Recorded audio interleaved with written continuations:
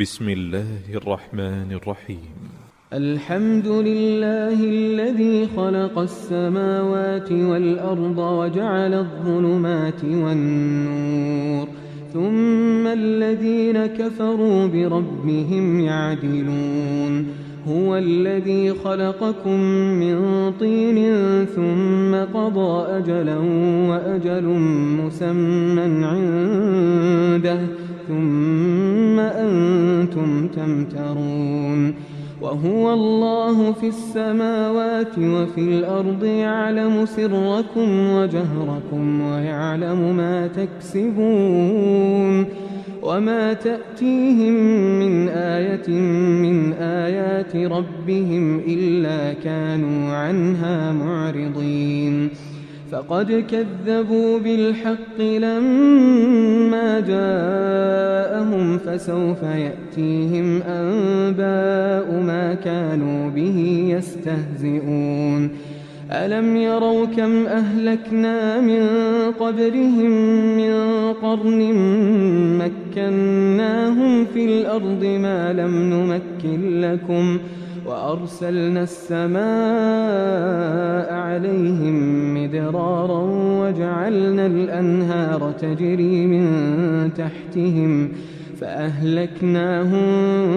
بذنوبهم وأنشأنا من بعدهم قرنا آخرين. ولو نزلنا عليك كتابا في قرطاس فلمسوه بأيديهم لقال الذين كفروا إن هذا إلا سحر مبين. وقالوا لولا أنزل عليه ملك ولو أنزلنا ملكا لقضي الأمر ثم لا ينظرون. ولو جعلناه ملكا لجعلناه رجلا وللبسنا عليهم ما يلبسون. ولقد استهزئ برسل من قبلك فحاق بالذين سخروا منهم ما كانوا به يستهزئون. قل سيروا في الأرض ثم انظروا كيف كان عاقبة المكذبين. قل لمن ما في السماوات والأرض قل لله كتب على نفسه الرحمة ليجمعنكم إلى يوم القيامة لا ريب فيه. الذين خسروا أنفسهم فهم لا يؤمنون. وله ما سكن في الليل والنهار وهو السميع العليم. قل أغير الله أتخذ وليا فاطر السماوات والأرض وهو يطعم ولا يطعم. قل إني أمرت أن أكون أول من أسلم ولا تكونن من المشركين. قل إني أخاف إن عصيت ربي عذاب يوم عظيم. من يصرف عنه يومئذ فقد رحمه وذلك الفوز المبين. وإن يمسسك الله بضر فلا كاشف له إلا هو وإن يمسسك بخير فهو على كل شيء قدير. وهو القاهر فوق عباده وهو الحكيم الخبير. قل أي شيء أكبر شهادة قل الله شهيد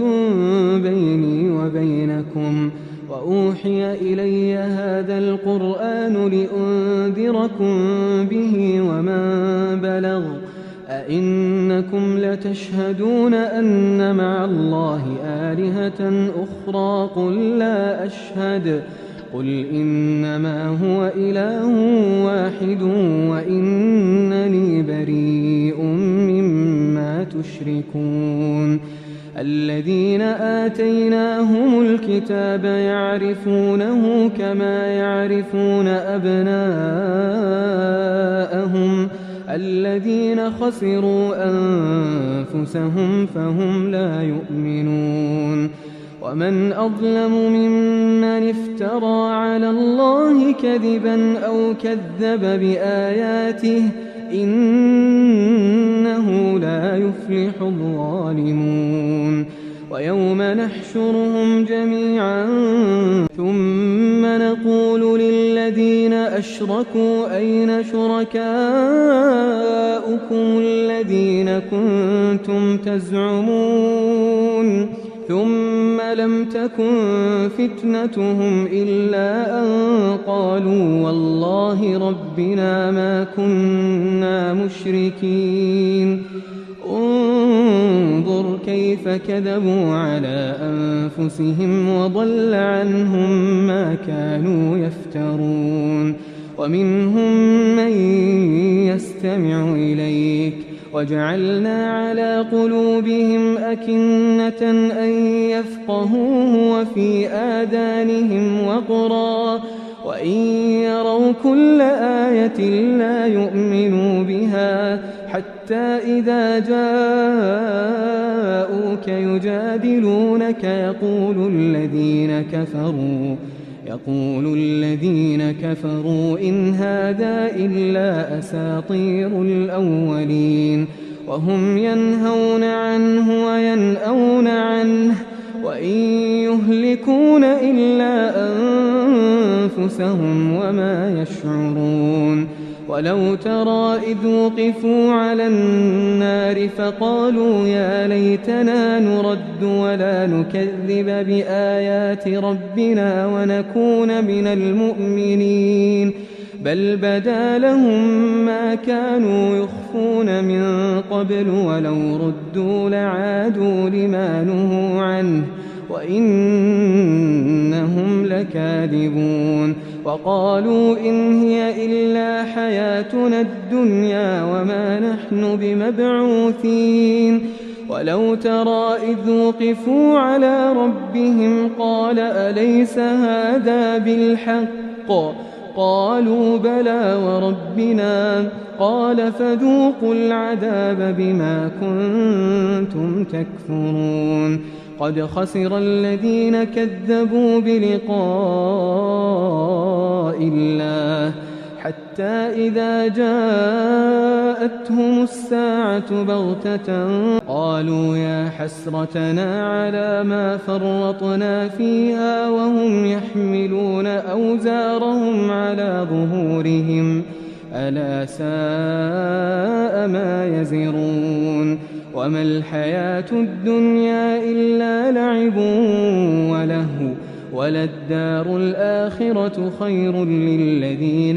يتقون أفلا تعقلون قد نعلم إنه ليحزنك الذي يقولون فإنهم لا يكذبونك ولكن الظالمين بآيات الله يجحدون ولقد كذبت رسل من قبلك فصبروا على ما كذبوا وأوذوا حتى أتاهم نصرنا ولا مبدل لكلمات الله ولقد جاءك من نبأ المرسلين وإن كان كبر عليك إعراضهم فإن استطعت أن تبتغي نفقا في الأرض أو سلما في السماء فتأتيهم بآية ولو شاء الله لجمعهم على الهدى فلا تكونن من الجاهلين إنما يستجيب الذين يسمعون والموتى يبعثهم الله ثم إليه يرجعون وقالوا لولا نزل عليه آية من ربه قل إن الله قادر على أن ينزل آية ولكن أكثرهم لا يعلمون وما من دابة في الأرض ولا طائر يطير بجناحيه إلا أمم أمثالكم ما فرطنا في الكتاب من شيء ثم إلى ربهم يحشرون والذين كذبوا بآياتنا صم وبكم في الظلمات من يشاء الله يضلله ومن يشاء يجعله على صراط مستقيم قل أرأيتكم إن أتاكم عذاب الله أو أتتكم الساعة أغير الله تدعون إن كنتم صادقين بل إياه تدعون فيكشف ما تدعون إليه إن شاء وتنسون ما تشركون ولقد أرسلنا إلى أمم من قبلك فأخذناهم بالبأساء والضراء لعلهم يتضرعون فلولا إذ جاءهم بأسنا تضرعوا ولكن قست قلوبهم وزين لهم الشيطان ما كانوا يعملون فلما نسوا ما ذكروا به فتحنا عليهم أبواب كل شيء حتى إذا فرحوا بما أوتوا أخذناهم بغتة فإذا هم مبلسون فقطع دابر القوم الذين ظلموا والحمد لله رب العالمين قل أرأيتم إن أخذ الله سمعكم وأبصاركم وختم على قلوبكم من إله غير الله يأتيكم به انظر كيف نصرف الآيات ثم هم يصدفون قل أرأيتكم إن أتاكم عذاب الله بغتة أو جهرة هل يهلك إلا القوم الظالمون وما نرسل المرسلين إلا مبشرين ومنذرين فمن آمن وأصلح فلا خوف عليهم ولا هم يحزنون والذين كذبوا بآياتنا يمسهم العذاب بما كانوا يفسقون قل لا أقول لكم عندي خزائن الله ولا أعلم الغيب ولا أقول لكم إني ملك إن أتبع إلا ما يوحى إلي قل هل يستوي الأعمى والبصير أفلا تتفكرون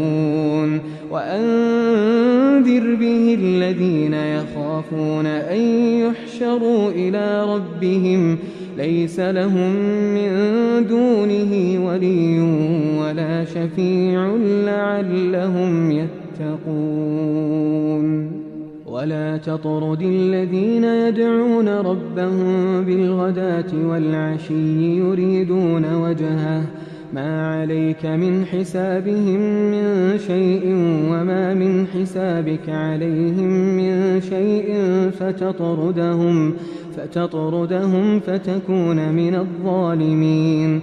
وكذلك فتنا بعضهم ببعض ليقولوا أهؤلاء من الله عليهم من بيننا أليس الله بأعلم بالشاكرين وإذا جاءك الذين يؤمنون بآياتنا فقل سلام عليكم كتب ربكم على نفسه الرحمة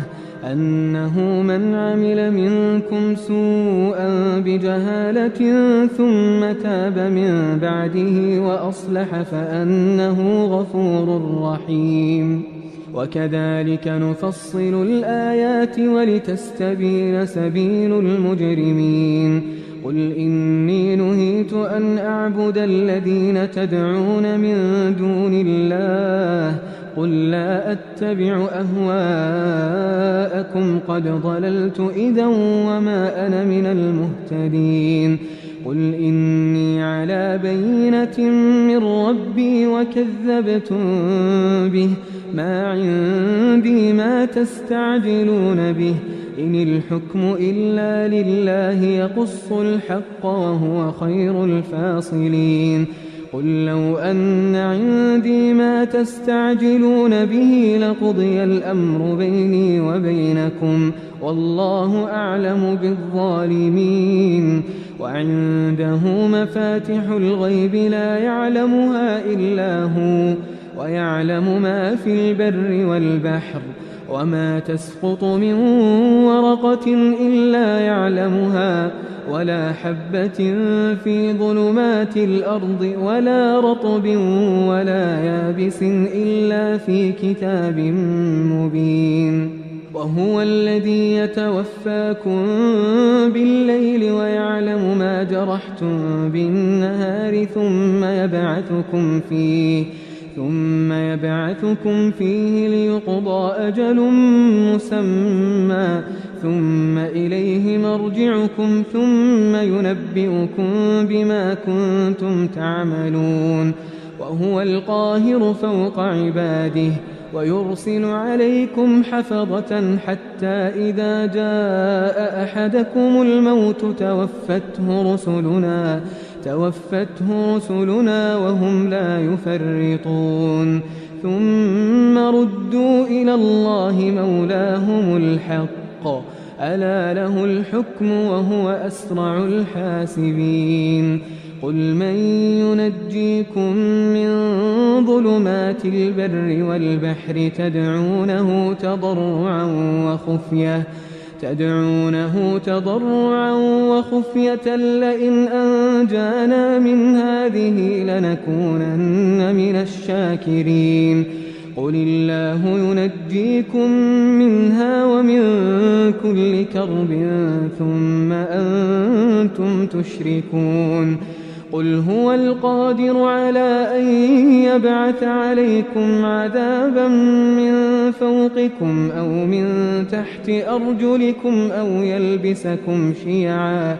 أو يلبسكم شيعا ويذيق بعضكم بأس بعض. انظر كيف نصرف الآيات لعلهم يفقهون. وكذب به قومك وهو الحق، قل لست عليكم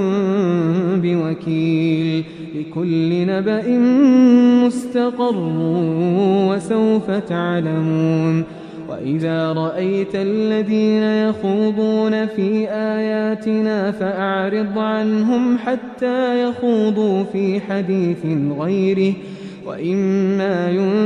ينسينك الشيطان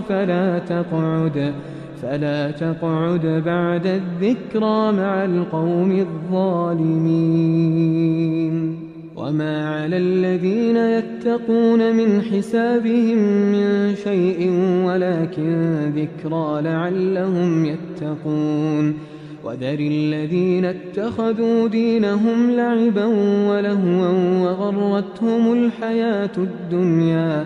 وذكر به أن تبسل نفس بما كسبت ليس لها من دون الله ولي ولا شفيع، وإن تعدل كل عدل لا يؤخذ منها. أولئك الذين أبسلوا بما كسبوا لهم شراب من حميم وعذاب أليم بما كانوا يكفرون. قل أندعو من دون الله ما لا ينفعنا ولا يضرنا ونرد على أعقابنا بعد إذ هدانا الله كالذي استهوته الشياطين في الأرض حيران له أصحاب يدعونه إلى الهدى ائتنا. قل إن هدى الله هو الهدى وأمرنا لنسلم لرب العالمين، وأن أقيموا الصلاة واتقوه وهو الذي إليه تحشرون. وهو الذي خلق السماوات والأرض بالحق ويوم يقول كن فيكون قوله الحق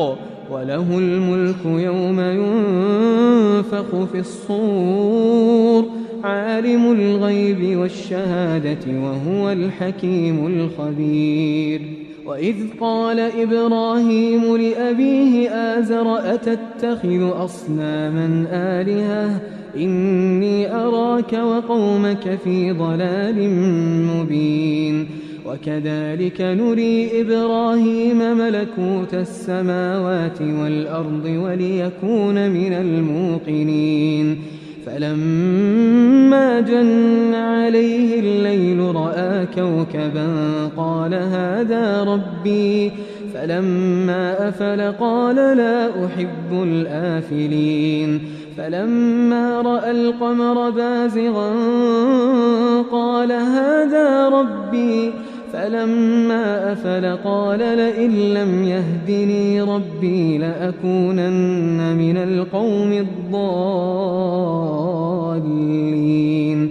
فلما رأى الشمس بازغة قال هذا ربي هذا أكبر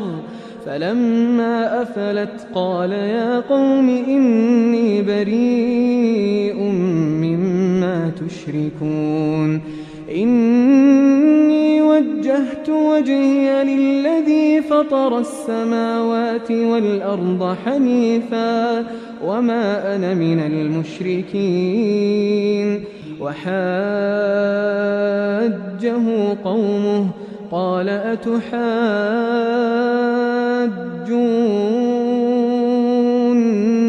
في الله وقد هدان ولا أخاف ما تشركون به إلا أن يشاء ربي شيئا وسع ربي كل شيء علما أفلا تتذكرون وكيف أخاف ما أشركتم ولا تخافون أنكم أشركتم بالله ما لم ينزل به عليكم سلطانا فأي الفريقين أحق بالأمن إن كنتم تعلمون الذين آمنوا ولم يلبسوا إيمانهم بظلم أولئك لهم الأمن وهم مهتدون وتلك حجتنا آتيناها إبراهيم على قومه نرفع درجات من نشاء إن ربك حكيم عليم ووهبنا له إسحاق ويعقوب كلا هدينا ونوحا هدينا من قبل ومن ذريته داود وسليمان وأيوب ويوسف وموسى وهارون وكذلك نجزي المحسنين وزكريا ويحيى وعيسى وإلياس كل من الصالحين وإسماعيل واليسع ويونس ولوطا وكلا فضلنا على العالمين ومن آبائهم وذرياتهم وإخوانهم واجتبيناهم وهديناهم إلى صراط مستقيم ذلك هدى الله يهدي به من يشاء من عباده ولو أشركوا لحبط عنهم ما كانوا يعملون أولئك الذين آتيناهم الكتاب والحكم والنبوة فإن يكفر بها هؤلاء فقد وكلنا بها قوما ليسوا بها بكافرين أولئك الذين هدى الله فبهداه مقتده قل لا أسألكم عليه أجرا إن هو إلا ذكرى للعالمين وما قدروا الله حق قدره إذ قالوا ما أنزل الله على بشر من شيء قل من أنزل الكتاب الذي جاء به موسى نورا وهدى للناس تجعلونه قراطيس تبدونها وتخفون كثيرا وعلمتم ما لم تعلموا أنتم ولا آباؤكم قل الله ثم ذرهم في خوضهم يلعبون وهذا كتاب أنزلناه مبارك مصدق الذي بين يديه ولتنذر أم القرى ومن حولها والذين يؤمنون بالآخرة يؤمنون به وهم على صلاتهم يحافظون ومن أظلم ممن افترى على الله كذبا أو قال أوحي إلي ولم يوح إليه شيء ومن قال سأنزل مثل ما أنزل الله ولو ترى إذ الظالمون في غمرات الموت والملائكة باسطوا أيديهم أخرجوا أنفسكم اليوم تجزون عذاب الهون بما كنتم تقولون على الله غير الحق وكنتم عن آياته تستكبرون ولقد جئتمونا فرادا كما خلقناكم أول مرة وتركتم ما خولناكم وراء ظهوركم وما نرى معكم شفعاءكم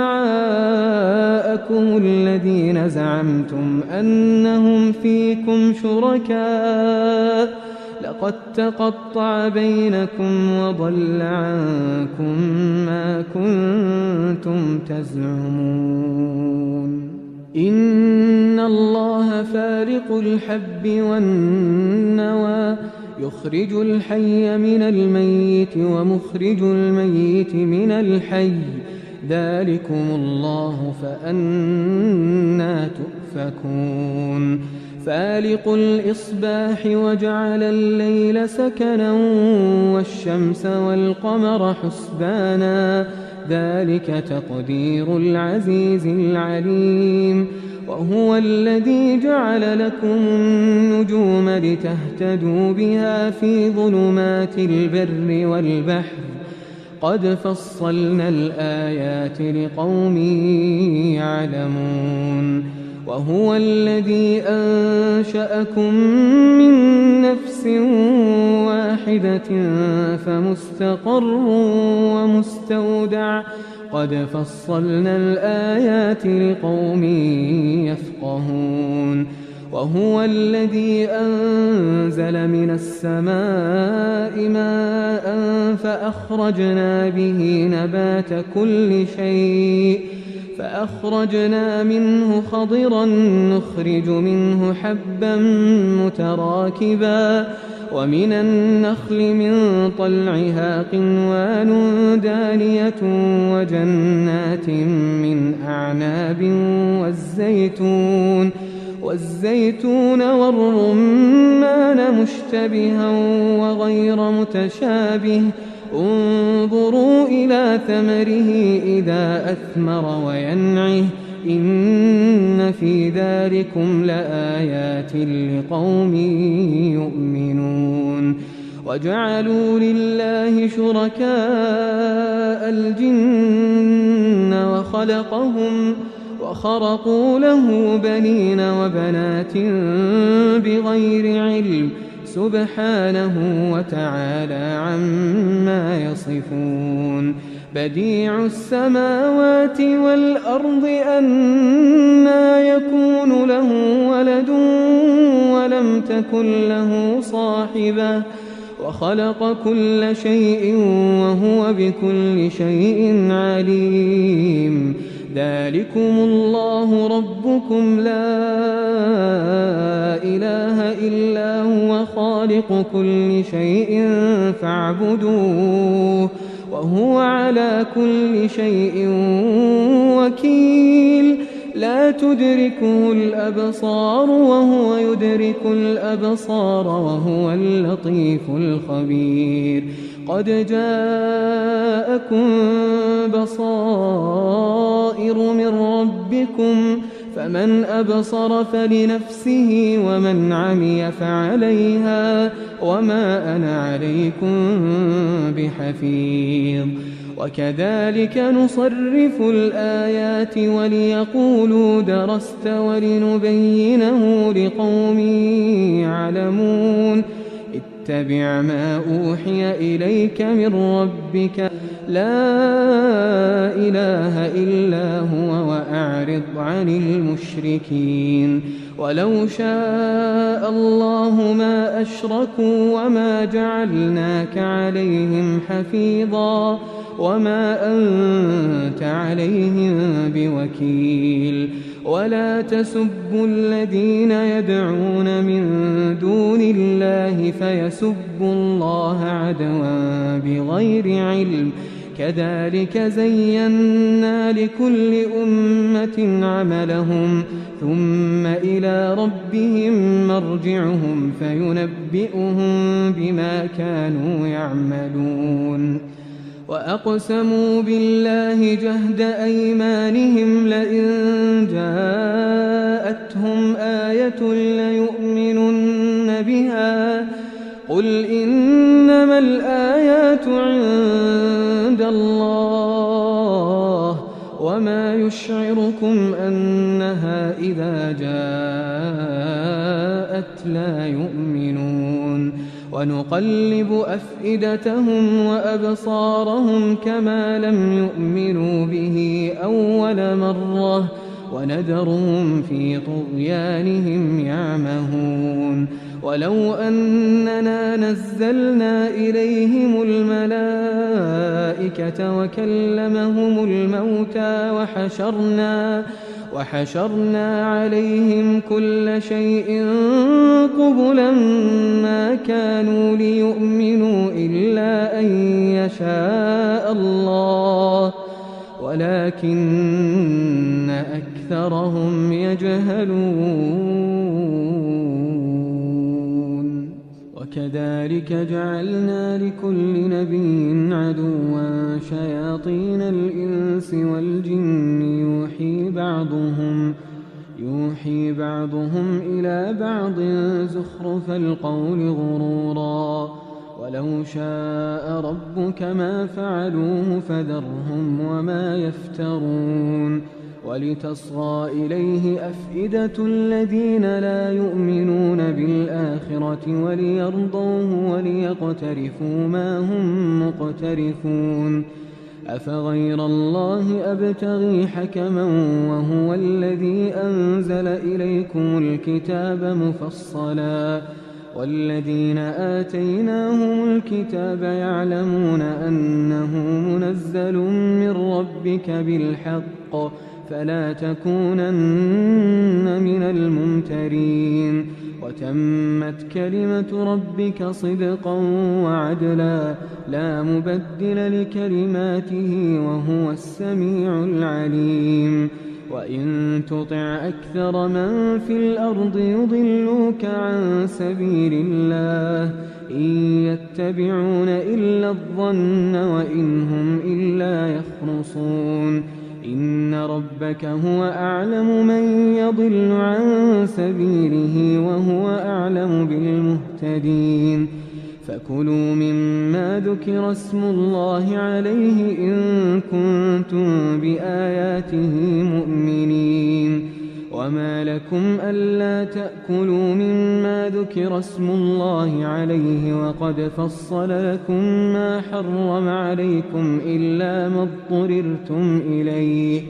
وإن كثيرا ليضلون بأهوائهم بغير علم إن ربك ربك هو أعلم بالمعتدين وذروا ظاهر الإثم وباطنه إن الذين يكسبون الإثم سيجزون بما كانوا يقترفون ولا تأكلوا مما لم يذكر اسم الله عليه وإنه لفسق وإن الشياطين ليوحون إلى أوليائهم ليجادلوكم وإن أطعتموهم إنكم لمشركون أومن كان ميتا فأحييناه وجعلنا له نورا يمشي به في الناس كمن مثله في الظلمات ليس بخارج منها كذلك زين للكافرين ما كانوا يعملون وكذلك جعلنا في كل قرية أكابر مجرميها ليمكروا فيها وما يمكرون إلا بأنفسهم وما يشعرون وإذا جاءتهم آية قالوا لن نؤمن حتى نؤتى مثل ما أوتي رسل الله أعلم حيث يجعل رسالته سيصيب الذين أجرموا صغار عند الله وعذاب شديد بما كانوا يمكرون فمن يرد الله أن يهديه يشرح صدره للإسلام ومن يرد أن يضله يجعل صدره ضيقا حرجا كأنما يصعد في السماء كذلك يجعل الله الرجس على الذين لا يؤمنون وهذا صراط ربك مستقيما قد فصلنا الآيات لقوم يذكرون لهم دار السلام عند ربهم وهو وليهم بما كانوا يعملون ويوم يحشرهم جميعا يا معشر الجن قد استكثرتم من الإنس وقال أولياؤهم من الإنس ربنا استمتع بعضنا ببعض وبلغنا أجلنا الذي أجلت لنا قال النار مثواكم خالدين فيها إلا ما شاء الله إن ربك حكيم عليم وكذلك نولي بعض الظالمين بعضا بما كانوا يكسبون يا معشر الجن والإنس ألم يأتكم رسل منكم يقصون عليكم آياتي وينذرونكم لقاء يومكم هذا قالوا شهدنا على أنفسنا وغرتهم الحياة الدنيا وشهدوا على أنفسهم أنهم كانوا كافرين ذلك أن لم يكن ربك مهلك القرى بظلم وأهلها غافلون ولكل درجات مما عملوا وما ربك بغافل عما يعملون وربك الغني ذو الرحمة إن يشأ يذهبكم ويستخلف من بعدكم ما يشاء كما أنشأكم من ذرية قوم آخرين إنما توعدون لآت وما أنتم بمعجزين قل يا قوم اعملوا على مكانتكم إني عامل فسوف تعلمون من تكون له عاقبة الدار إنه لا يفلح الظالمون وجعلوا لله مما درأ من الحرث والأنعام نصيبا فقالوا هذا لله بزعمهم وهذا لشركائنا فما كان لشركائهم فلا يصل إلى الله وما كان لله فهو يصل إلى شركائهم ساء ما يحكمون وكذلك زين لكثير من المشركين قتل أولادهم شركاؤهم ليردوهم وليلبسوا عليهم دينهم ولو شاء الله ما فعلوه فذرهم وما يفترون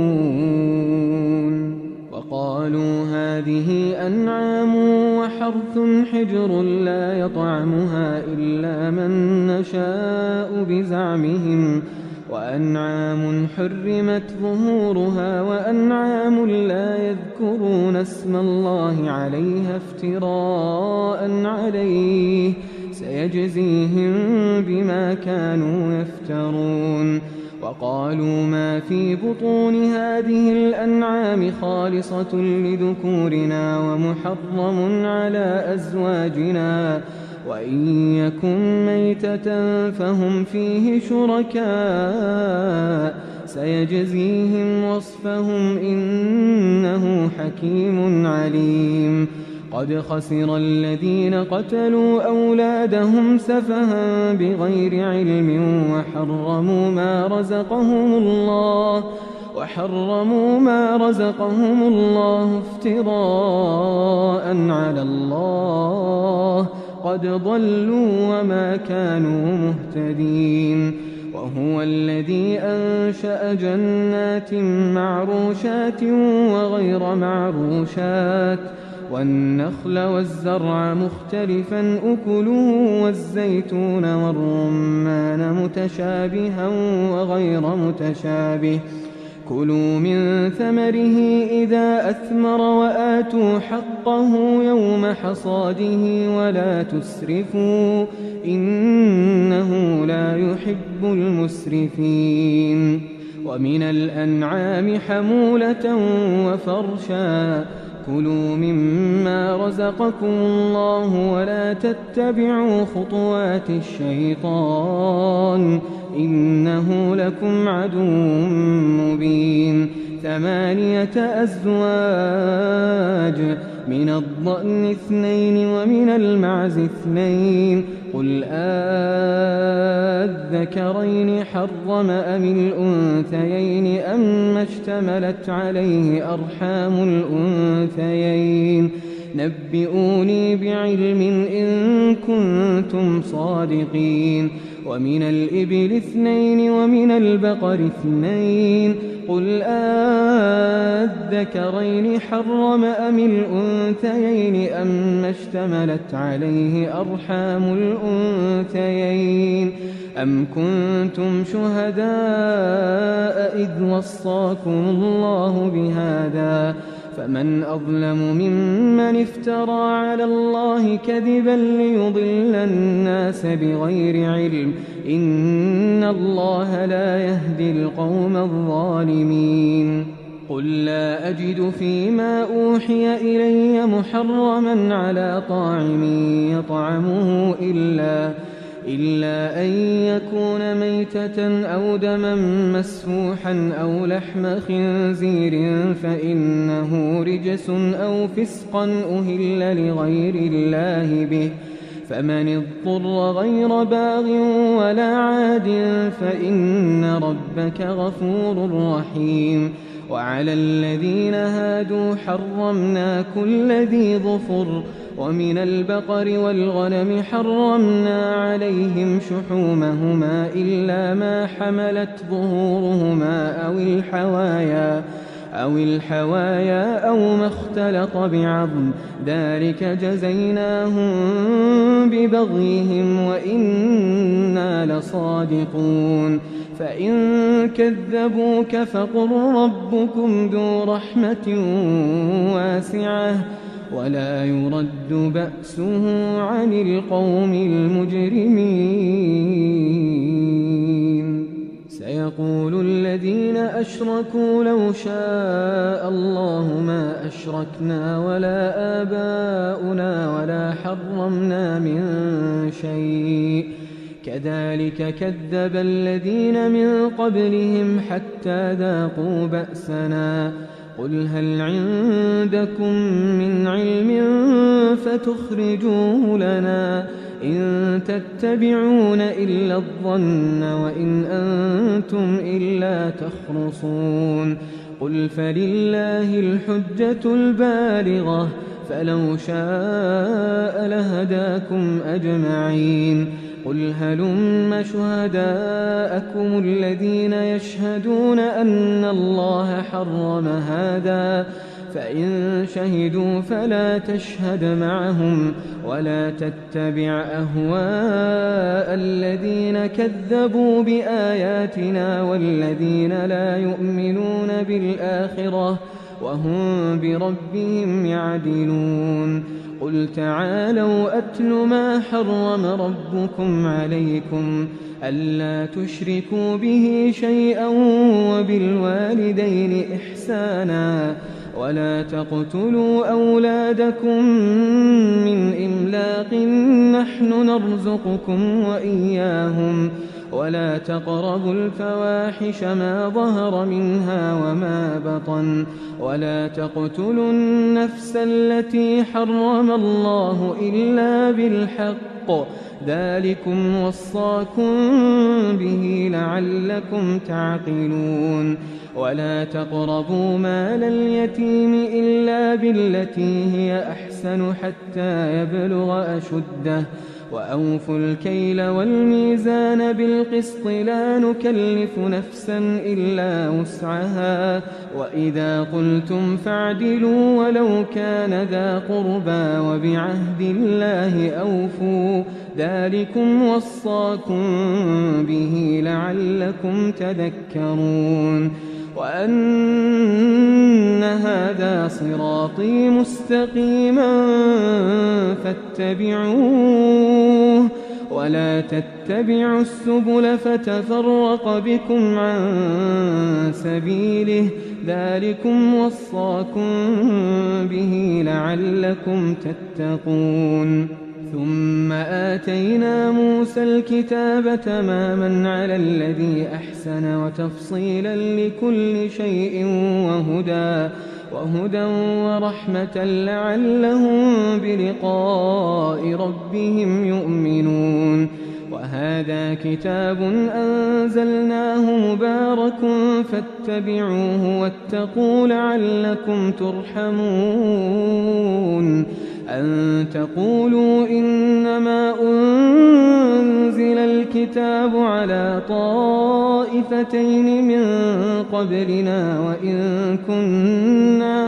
وإن كنا عن دراستهم لغافلين أو تقولوا لو أنا أنزل علينا الكتاب لكنا أهدى منهم فقد جاءكم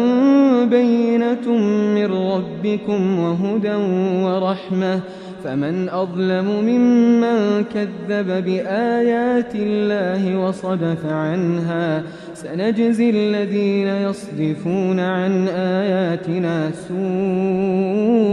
العذاب بما كانوا يصدفون هل ينظرون إلا أن تأتيهم الملائكة أو يأتي ربك أو يأتي بعض آيات ربك يوم يأتي بعض آيات ربك لا ينفع نفسا إيمانها لم تكن آمنت من قبل أو كسبت في إيمانها خيرا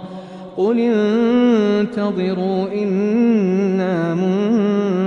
منتظرون إن الذين فرقوا دينهم وكانوا شيعا لست منهم في شيء إنما أمرهم إلى الله ثم ينبئهم بما كانوا يفعلون من جاء بالحسنة فله 10 أمثالها ومن جاء بالسيئة فلا يجزى إلا مثلها وهم لا يظلمون قل إنني هداني ربي إلى صراط مستقيم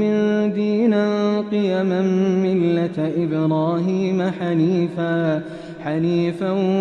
وما كان من المشركين قل إن صلاتي ونسكي ومحياي ومماتي لله رب العالمين لا شريك له وبذلك أمرت وأنا أول المسلمين قل أغير الله أبغي ربا